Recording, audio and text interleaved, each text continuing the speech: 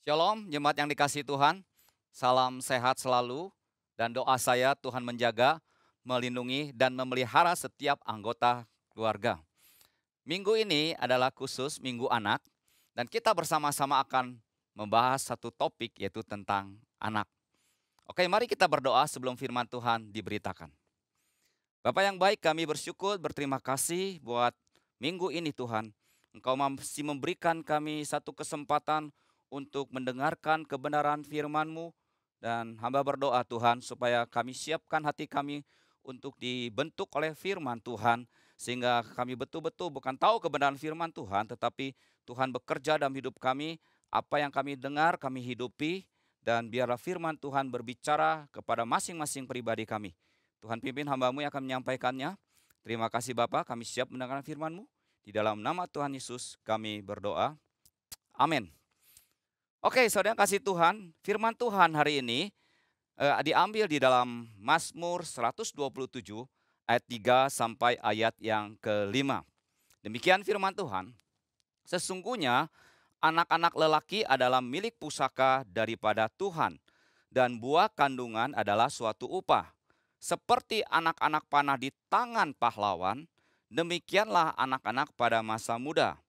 Berbahagialah orang yang telah membuat penuh tabung panahnya dengan semuanya itu. Ia tidak akan mendapat malu apabila ia berbicara dengan musuh-musuh di pintu gerbang. Sampai di sini pembacaan firman Tuhan. Saudara yang kasih Tuhan, ada satu pertanyaan yang ditanyakan kepada para calon orang tua yang akan memiliki seorang anak dengan pertanyaan sebagai berikut. Apa yang Anda harapkan ketika Anda memiliki seorang anak? Apa yang Anda harapkan? Ternyata jawaban yang diberikan adalah sebagai berikut. Secara fisik, mereka mengharapkan begini. Mereka ingin sekali memiliki anak yang katanya cakep atau cantik. Dan kalau bisa, mereka mengatakan berkulit putih. Oh, hitam juga nggak masalah sih. Yang penting hitam manis. Hidung mancung. Dan kalau bisa ada lesung pipit. Dan ternyata banyak lagi hal fisik yang dijabarkan oleh calon orang tua tersebut. Tapi ada lagi harapan lain, yaitu mereka ingin anaknya menjadi anak yang ter apa saudara? Terhebat, tersukses, terkaya, terpintar, terpandang, dan lainnya yang tentu saja yang baik, ya bukan yang negatif. Yang dengan kata lain, mereka ingin sekali anaknya itu sesukses dan sehebat mungkin. Saudara, saya rasa sebagian besar kita sebagai orang tua mengharapkan hal yang demikian bukan terhadap anak-anak kita. Setiap orang tua punya harapan dan keinginan tertentu untuk anak-anaknya. Bahkan kadang-kadang ada orang tua yang ingin memaksakan anaknya sesuai dengan apa yang mereka inginkan dan apa yang mereka harapkan. Oke, sekarang mari kita melihat dari sisi lain, yaitu dari sudut pandang firman Tuhan. Apa yang Tuhan inginkan atau harapkan ketika menghadirkan seorang anak dalam sebuah keluarga? Pernahkah saudara memikirkan hal tersebut? Seringkali konsep kita memiliki seorang anak adalah ya karena menggenapi perintah Tuhan dalam Kejadian 1 ayat 28 yang berkata beranak cuculah. Karena Tuhan memerintahkan beranak cuculah ya kita harus memiliki anak dong. Tetapi pertanyaannya, apakah stop cuma sampai di sana? Oke, kalau kita selidiki firman Tuhan dengan baik, Tuhan tidak stop hanya sampai perintah beranak cucu atau sekedar memiliki seorang anak. Ada pemahaman yang harus dimengerti tentang kehadiran seorang anak dalam sebuah keluarga Kristen. Dan bagaimana orang tua berperan dalam kehidupan anak-anaknya. Nah saudara, Mazmur 127 ayat 3 sampai 5 ini memberikan satu gambaran yang begitu baik akan hal tersebut. Oke, mari kita mulai dengan ayat 3 ya. Ayat 3 mengajarkan demikian. Anak-anak adalah milik pusaka Tuhan. Anak-anak milik pusaka Tuhan. Ini berarti anak adalah milik Tuhan. Nah, kata pusaka yang berarti warisan memperkuat hak kepemilikannya adalah Tuhan dan diwariskan kepada orang tua. Orang tua bukanlah pemilik sesungguhnya meskipun orang tua yang melahirkan. Tetapi atas izin Tuhan maka anak itu hadir dalam keluarga kita. Tuhanlah yang menghadirkan anak tersebut, bukan? Nah, saudara, apa yang mau firman Tuhan ajarkan ketika dikatakan anak adalah milik Tuhan? Ada dua hal yang harus kita mengerti.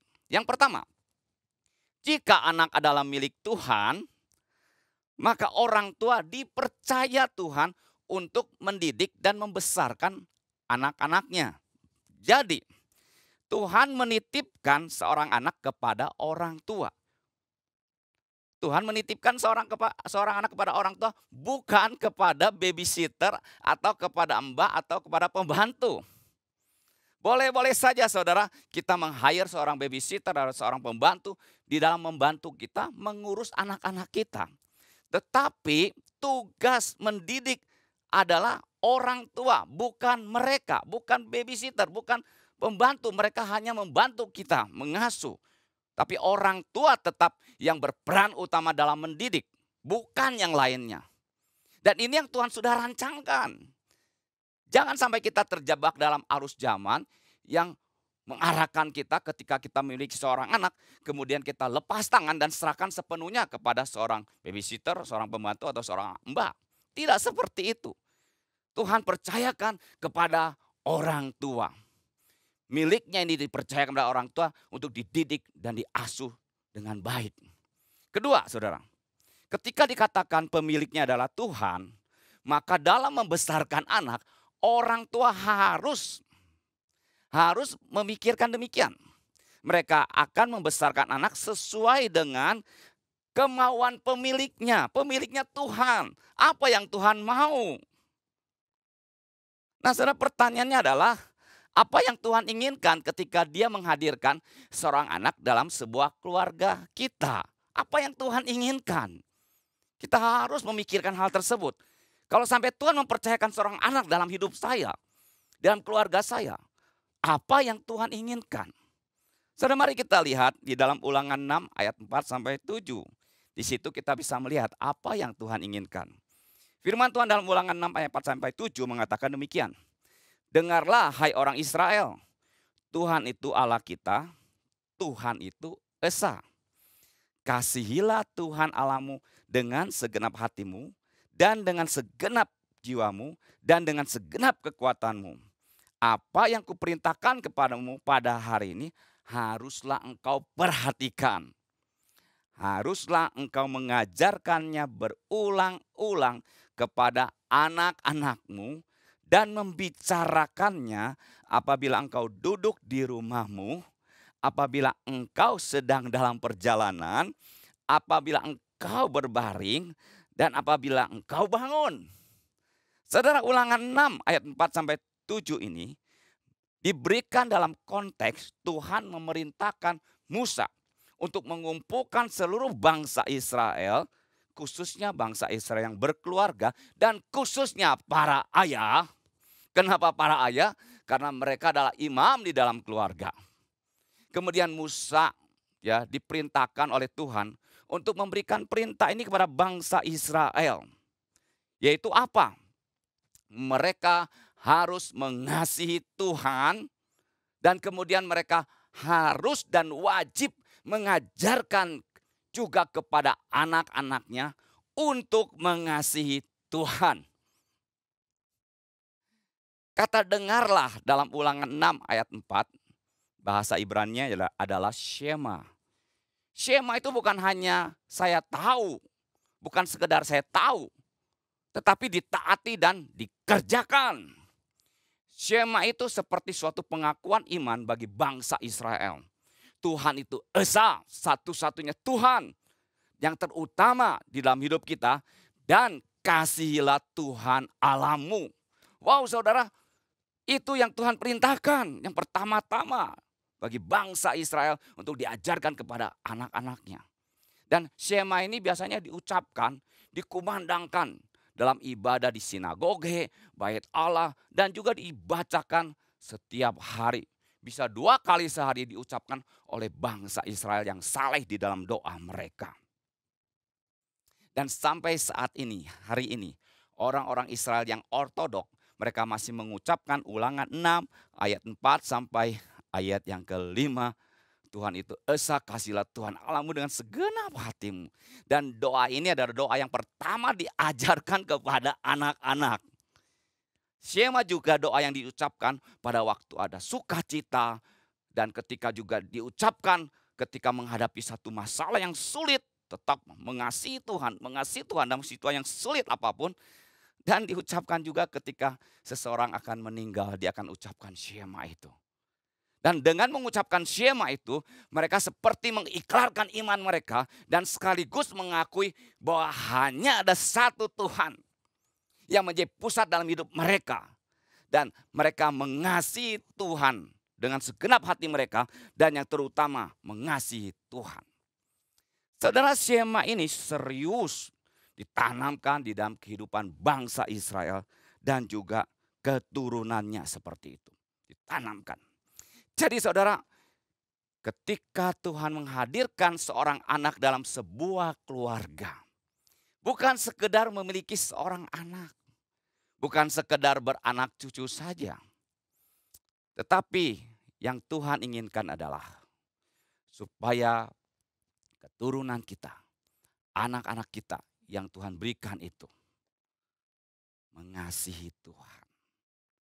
Saudara, kita pikir kita punya anak, kita ingin anak kita ya meneruskan usaha kita, ya kemudian ya meneruskan apalagi ya marga kita. Dan mungkin kita harapkan mereka memiliki gelar yang tinggi dan sukses secara ekonomi. Oke-oke saja saudara. Tetapi bukan sekedar itu. Karena yang Tuhan inginkan pertama-tama adalah anak-anak itu adalah anak-anak yang mengasihi Tuhan.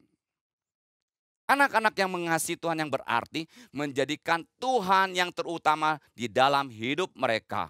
Dan hidup di dalam kebenarannya. Saudara, inilah yang harus serius diperhatikan oleh orang tua. Karena tugas ini pertama kali diberikan kepada orang tua untuk mengajarkannya kepada anak-anak mereka. Oke, mari kita melanjutkan di dalam Mazmur 127 ayat 4. Mazmur 127 ayat 4 ini saudara memberikan satu gambar yang jelas sekali akan peran orang tua dalam kehidupan anak-anaknya untuk membawa anak-anaknya mengasihi Tuhan. Saudara, Mazmur 127 ayat 4 memberikan satu ilustrasi yang baik, yaitu ilustrasi memanah. Memanah, saudara. Saya tidak pandai memanah, tetapi saudara, setidak-tidaknya waktu kita berbicara tentang memanah, ada 3 unsur yang perlu kita perhatikan. Hari ini saya bawa panah, saudara. Ya. Saudara, di dalam memanah itu, di dalam memanah, yang jelas adalah ada pemanah. Ya, ada pemanahnya. Kemudian ada busur, saudara, busur. Busur ini, ya.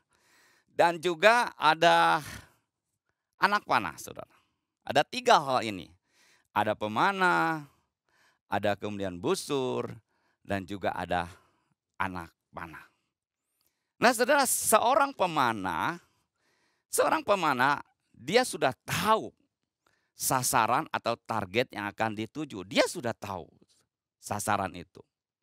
Dan setiap anak panahnya ini akan diarahkan ke sasaran yang akan dia tuju. Dia akan arahkan itu setiap anak panahnya. Tetapi saudara, untuk mengarahkan anak panahnya, seorang pemanah membutuhkan busur, saudara.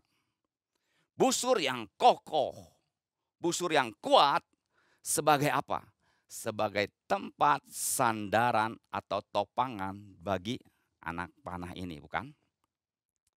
Lalu saudara kita lanjut dan kita akan bersama-sama belajar.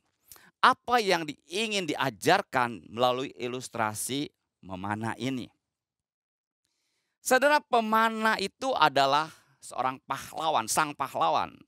Seorang pemanah itu adalah Tuhan, dia sang pahlawannya, yang sudah memiliki satu target sasaran yang jelas. Nah, anak-anak panah jelas ini melambangkan anak-anak yang akan diarahkan ke sasaran tersebut. Sasaran si pemanah yang Tuhan inginkan mengasihi Tuhan.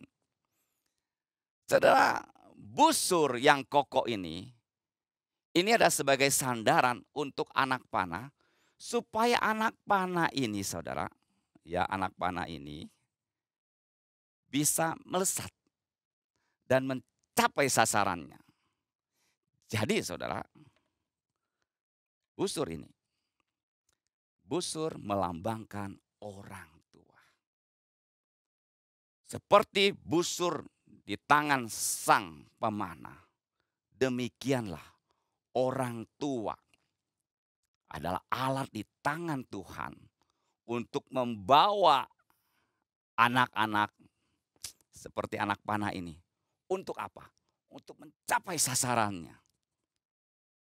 Seorang pemanah tidak bisa berbuat apa-apa kalau tidak ada busur ini. Dia tidak bisa membawa anak panah ini dengan baik mencapai sasarannya kalau tidak ada busur ini. Saudara yang kasih Tuhan, melalui ilustrasi ini, ilustrasi memanah ini, apa yang ingin diajarkan kepada kita? Apa yang firman Tuhan sedang ingin ajarkan kepada kita sebagai orang tua? Yaitu firman Tuhan ingin mengajarkan, orang tua Anda adalah partner Allah. Partner Allah yang memiliki peran yang sangat penting untuk mencapai sasarannya. Untuk mencapai apa yang Tuhan inginkan. Tanpa busur, anak panah tidak akan bisa diarahkan dengan baik. Demikian juga, tanpa peran orang tua akan sulit mengarahkan anak-anak mencapai tujuan yang Tuhan inginkan. Karena itu, orang tua Anda memiliki peran yang sangat penting dalam kehidupan setiap anak-anak kita, khususnya di dalam pertumbuhan kerohanian anak-anak. Saudara, ada banyak survei. Ya, ada banyak survei membuktikan kebenaran firman Tuhan ini. Misalnya salah satu yang dilakukan oleh Mark Holman dalam bukunya Faith Begins at Home. Iman dimulai dari rumah. Yang mengatakan demikian.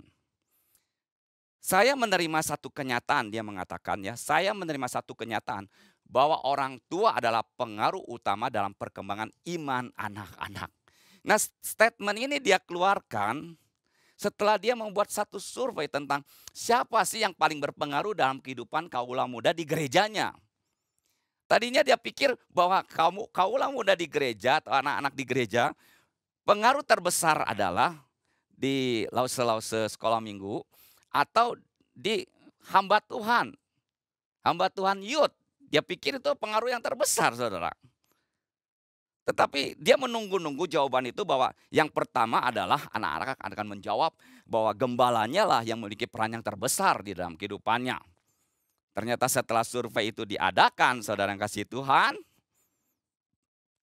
jawabannya adalah, hasilnya adalah dalam survei itu, orang tua menduduki posisi yang teratas, saudara. Dan setelah itu disusul juga ada opa-oma yang memainkan peran dalam kehidupan cucu-cucunya. Saudara, bilangan riset center, satu riset yang diadakan juga di Indonesia untuk konteks jemaat Indonesia. Di situ dipaparkan juga bagaimana orang tua lah yang tetap memiliki peran yang penting di dalam pertumbuhan kerohanian anak-anak mereka. Jadi, orang tua dalam hal ini, Anda memiliki peran yang sangat besar untuk membawa anak-anak mengasihi Tuhan seperti yang memang sudah dirancangkan dan sudah difirmankan di dalam firman Tuhan.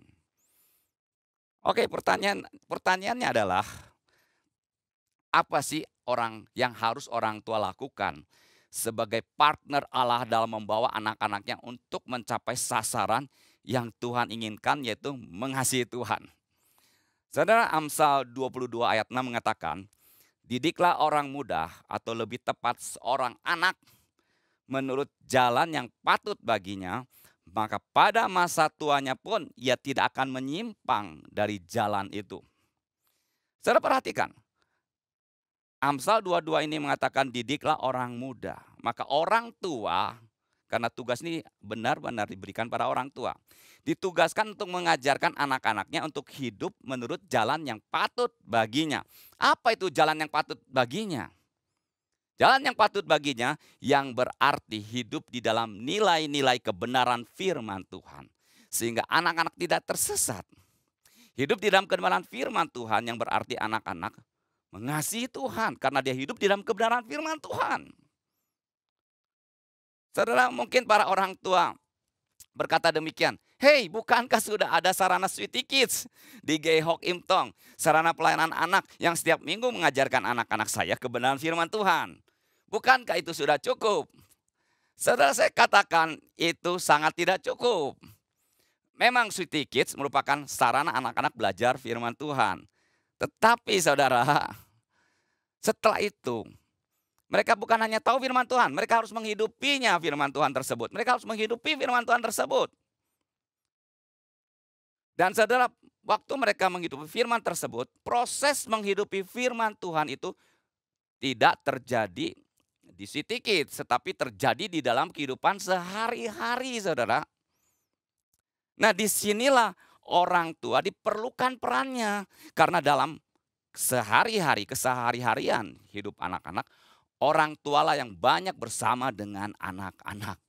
Itulah sebabnya setiap minggu Sweety Kids membagikan lesson plan kepada orang tua dari firman Tuhan yang akan diajarkan kepada anak-anak melalui YouTube. Mengapa? Karena proses menghidupkan firman Tuhan yang sudah ditonton melalui YouTube akan terjadi dalam kehidupan sehari-hari dan dibantu oleh orang tua. Ya, dibantu orang tua, saudara. Dibantu orang tua yang berarti juga, dengarkan baik-baik, orang tua sendiri harus menghidupi firman Tuhan bersama anak-anak mereka. Dari usia anak-anak, remaja, pemuda, orang tua harus menjadi teladan iman bagi mereka. Teladan iman orang tua akan menjadi satu contoh yang hidup bagi anak-anak untuk bertumbuh dalam mengasihi Tuhan dan hidup di dalam kebenarannya. Saudara, itulah yang dimaksudkan dalam Ulangan 6 ayat 7 yang mengatakan demikian. Haruslah engkau mengajarkannya berulang-ulang kepada anak-anakmu dan membicarakannya apabila engkau duduk di rumahmu, apabila engkau sedang dalam perjalanan, apabila engkau berbaring, dan apabila engkau bangun.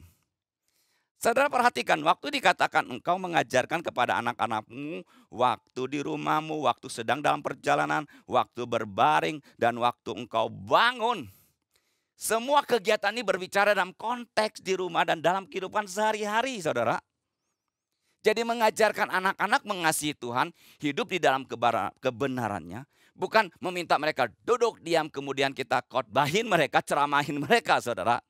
Tetapi orang tua sendiri harus menghidupinya dan memberikan contoh itu, saudara. Ajarkan anak-anak mengasihi Tuhan, hidup di dalam kebenaran firman Tuhan. Melalui apa, saudara? Melalui peristiwa demi peristiwa yang terjadi dalam kehidupan sehari-hari. Dan itu akan memberikan satu pembelajaran yang sangat-sangat hidup. Anak bersama dengan orang tua menghidupi kebenaran. Wow, luar biasa, saudara. Saya kasih contoh, saudara. Saat-saat sekarang ini situasi penyebaran COVID yang semakin banyak, saudara. Ini situasi yang tidak mudah dan tentu saja orang tua juga menghadapi situasi yang sulit. Bisnis kita terganggu, ditambah lagi anak-anak harus dan masih belajar online sehingga para mami-mami juga harus ekstra membimbing anak-anaknya. Belum lagi ditambah mami-mami yang harus juga membantu pekerjaan suaminya. Saudara, ini benar-benar satu kondisi yang tidak mudah, bukan? Tetapi bukan para ayah atau ibu saja menghadapi kondisi yang tidak mudah ini. Saya percaya anak-anak juga menghadapi masalah demi masalah dengan situasi sekarang ini. Mereka belajar online yang masih begitu lama. menjenuhkan sekali. Ya, dan mereka tidak bisa bertemu dengan teman-teman, mengunjungi saudara. Wah, saudara susah, nggak mudah, saudara. Dalam situasi yang tidak mudah ini, saudara, kita harus berpikir demikian. Bagaimana orang tua akan mengajarkan anak-anaknya tentang beriman menghadapi situasi yang tidak mudah. Saudara, begitu mudahnya sikap kita yang kurang tepat seperti marah-marah, makian muncul, sungut-sungut, atau sifat-sifat lainnya yang mulai gampang sekali bermunculan dalam situasi sekarang ini, saudara. Dan menghadapi situasi yang tidak menyenangkan, sifat-sifat yang kurang tepat itu gampang sekali muncul, saudara. Kalau kita terus bersikap negatif, dan anak-anak menyaksikan orang tua mereka seperti itu setiap hari. Permisi tanya, saudara. Teladan apa yang sedang kita ajarkan kepada anak-anak kita sebagai orang tua beriman? Tanpa kita sadari, orang tua sedang mendidik anak-anak untuk menghadapi masalah dengan reaksi-reaksi yang negatif. Padahal seharusnya orang tua memberikan satu contoh iman bagi anak-anak menghadapi situasi yang tidak mudah itu. Ketika dalam situasi yang tidak menyenangkan, yang begitu sulit, sebagai orang tua yang beriman,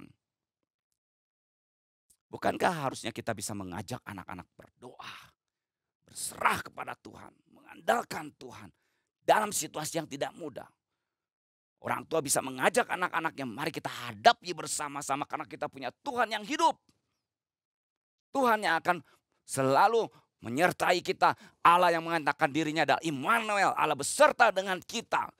Dalam situasi yang tidak mudah ini, kita tidak lari dari Tuhan, tapi kita bergantung pada Tuhan dan kita bawa seluruh keluarga kita untuk tetap fokus kepada Tuhan, menghadapinya bersama. Wow, kalau ini terjadi, saudara, anak-anak dari kecil mereka akan belajar tentang iman yang hidup. Iman yang hidup, yang juga dihidupi oleh orang tua mereka, yang juga akan dihidupi oleh mereka. Dan saudara, ini akan sangat mempengaruhi kehidupan kerohanian mereka, saudara. Untuk tetap menjadikan Tuhan yang terutama, untuk tetap mengasihi Tuhan dalam situasi kondisi apapun. Contoh lain, saudara. Ketika anak-anak sedang belajar tentang ketaatan dari lause-lause Sweety Kids. Tetapi dalam kehidupan sehari-hari, anak-anak menyaksikan orang tua mereka yang setiap hari waktu onsite ke gereja atau sekarang ini mendengarkan firman Tuhan lewat online, yang tahu kebenaran firman Tuhan, tapi ketika mengendarai mobil atau motor, begitu lampu merah, saudara, kita langsung siap-siap terobos. Aneh sekali, saudara. Kebanyakan orang tuh mengalami yang namanya rabun dekat. Ketika berhadapan dengan rambu-rambu lalu lintas, dia bisa langgar itu. Dilarang parkir, parkir. Dilarang stop, stop, berhenti. Tanda forbidden, aneh, alam bawah sadar kita langsung mengatakan masuk saja. Kenapa bisa begitu? Karena sudah terbiasa melanggar, bukan? Ini penyakit kebanyakan para ayah atau ibu ketika berkendaraan. Saudara, mungkin kita mentertawakan diri sendiri dan berkata, tetapi itu kan sudah biasa di negara kita. Pertanyaannya, saudara, apakah yang namanya biasa, tapi kalau melanggar kebenaran firman Tuhan itu dibenarkan? Firman Tuhan mengajarkan tentang ketaatan dan salah satunya bisa diwujudkan dalam mentaati rambu-rambu lalu lintas yang dibuat pemerintah. Kalau kita langgar terus, bagaimana anak-anak bisa menghidupi firman tentang ketaatan yang sudah diajarkan oleh lause-lause? Karena maaf, semua itu dirusak oleh orang tua. Orang tua tidak melatih mereka untuk hidup di dalam kebenaran. Maka akan menjadi contoh yang buruk bagi anak-anak untuk melakukan hal yang sama. Apalagi, saudara, anak-anak berkata demikian. Papiku majelis loh. Papiku penatua loh. Tetapi mereka melakukan hal-hal yang melanggar firman Tuhan. Mengapa saya tidak? Ingat saudara, anak tidak pandai mendengarkan Anda, tetapi anak tidak pernah gagal melihat Anda. Kalau papa mama tidak jujur, akan sulit mengajarkan anak-anak tentang kejujuran. Kalau orang tua suka telat, bagaimana bisa mengajarkan anak-anak untuk disiplin waktu? Kalau orang tua berbuat curang di dalam bisnis, nilai apa yang mau diturunkan dari generasi ke generasi? Saudara, bukankah panggilan Tuhan untuk setiap orang percaya supaya kita atau keturunan kita menjadi terang dan garam dunia, menerangi dunia yang gelap ini? Bukan kehadiran kita atau kehadiran anak kita memperkotor dunia ini, tidak, tapi menerangi dunia ini. Bukankah itu yang Tuhan inginkan? Bukankah ketika kita ada dan Tuhan hadirkan kita di dunia ini dan menghadirkan anak-anak kita di dunia ini, kita menjadi berkat bagi orang lain, menjadi terang dan garam dunia? Bukankah itu panggilan kita, saudara? Kita tidak dipanggil untuk menjadi batu sandungan. Itulah sebabnya, saudara, Tuhan memberikan perintah yang pertama-tama kepada orang tua. Kasihilah Tuhan, ajarkan kepada anak-anakmu. Orang tua mengasihi Tuhan dan mengajarkan pada anak-anaknya dan menjadi teladan bagi anak-anaknya. Sehingga saudara, kalau kita bisa melakukan hal tersebut, kita tanamkan nilai-nilai kebenaran kepada anak-anak kita, mulai peristiwa demi peristiwa yang terjadi dalam kehidupan kita, baik peristiwa menyenangkan dan tidak menyenangkan, kita membimbing anak-anak kita di dalam nilai-nilai kebenaran firman Tuhan dalam kehidupan sehari-hari, pada waktu engkau di jalan, dalam situasi apapun, saudara. Sehingga saya percaya, saudara, ketika nanti anak kita akan bertumbuh, saudara, mereka akan memiliki profesi yang bermacam-macam. Mereka akan menjadi dokter, mereka akan menjadi pengusaha, mungkin mereka akan menjadi penyiar, mereka akan menjadi pengacara, mereka akan menjadi atlet, dan mereka akan menjadi profesi apapun. Tapi nilai kebenaran sudah ditanamkan di dalam diri mereka, maka mereka adalah orang-orang yang akan mengasihi Tuhan, hidup di dalam kebenaran firman Tuhan, dan melakukan profesi mereka dengan nilai-nilai kebenaran firman Tuhan, berpegang kebenaran firman Tuhan. Dan mereka akan menjadi terang bagi dunia ini, bukan memperkotor dunia ini. Dan mereka akan menjadi berkat bagi sesama. Dan disitulah mereka akan memuliakan Tuhan. Saudara, disitulah saya rasa kebanggaan Tuhan yang luar biasa terhadap setiap orang tua. Sehingga Mazmur 127 ayat 5a mengatakan, berbahagialah orang tua yang telah membuat tabung panahnya dengan semuanya itu. Berbahagialah engkau orang tua. Berbahagialah engkau. Engkau menyukakan Tuhan. Engkau menjadi orang tua yang bisa dipercaya. Apa yang Tuhan titipkan pada engkau. Engkau betul-betul bisa menjadi orang yang bisa dipercaya untuk mendidik anakmu mengasihi Tuhan. Engkau berbahagia dan engkau diberkati. Jadi papa mama, mulailah mempertajam anak-anak panahmu. Latihlah mereka untuk hidup di dalam kebenaran melalui contoh teladan iman kita. Anak panah yang tajam akan menancap dengan kokoh pada sasarannya. Tidak mudah dilepaskan. Demikian juga anak-anak akan menancap kokoh di dalam kebenaran firman Tuhan. Tidak mudah digoyahkan.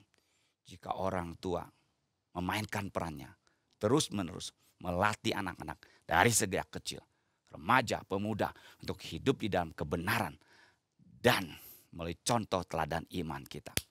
Itu yang keren, saudara. Saya pikir itulah kesuksesan para orang tua yang beriman.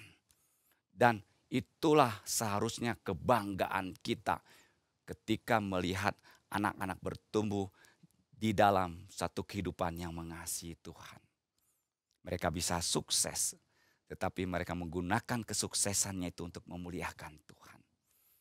Mereka bisa berhasil dan kita bangga ketika mereka bisa mencapai prestasi tertentu, saudara. Tetapi saudara, ketika mereka bisa mencapai prestasi tertentu itu, mereka jahat di mata Tuhan seperti anak-anak Imam Eli, Hofni dan Pinehas. Itu bukan kebanggaan kita, saudara. Kebanggaan kita adalah hidup mereka diisi oleh kebenaran firman Tuhan. Mereka menjadi saksi Kristus dan menerangi dunia yang gelap ini. Wow, itu kebanggaan kita di hadapan Tuhan. Dan kita bisa berkata, thank you Lord. Terima kasih Tuhan. Saya sudah dipakai menjadi orang tua untuk anak-anak saya. Dan saya bisa membimbing mereka. Dan sekarang saya bisa melihat mereka menjadi anak-anak yang mengasihi Tuhan. Di dalam setiap kehidupan mereka. Mereka menunjukkan ada Kristus dalam hidup mereka. Merasa disitulah kebanggaan kita, sukacita kita di hadapan Tuhan. Sebagai orang yang beriman di hadapan Tuhan. Saudara, kiranya Tuhan menolong kita setiap orang tua menjadi alat di tangannya dalam mendidik, membimbing anak-anak untuk mengasihi Tuhan. Terlebih lagi, mari kita mulai menjadi teladan iman dan hidupi firman Tuhan bersama-sama dengan anak.